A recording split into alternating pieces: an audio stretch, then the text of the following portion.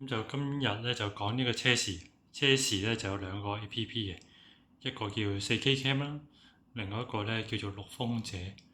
咁就說明書會有嘅。咁大家收到說明書嘅時候咧，咁就睇睇係邊個 A.P.P，然後就去下載翻。咁車時咧就同一般車時咧就冇分別嘅。咁就呢個係有 4K 解像度。咁打開入邊啦，咁就插卡啦，同埋可以充電嘅。咁個操作方法好簡單嘅啫，呢個就開機掣啦，呢個就 WiFi 啦。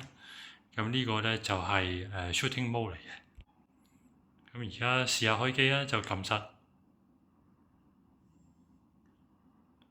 然後咧就撳多一次咧，呢個掣就會出到藍燈嘅。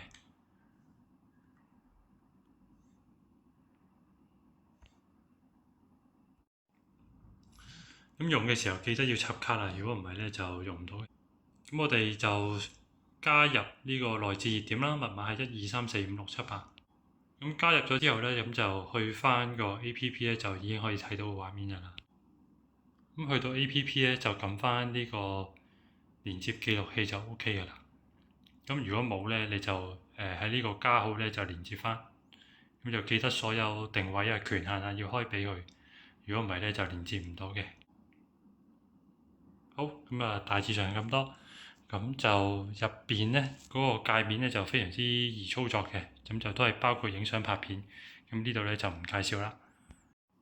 咁另外咧就我要講埋個鏡頭呢邊嘅，個鏡頭咧就有 4K 錄像嘅，個鏡頭就喺度。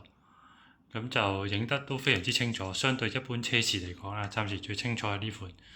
咁就有咩問題可以聯絡我啦，唔該你，拜拜。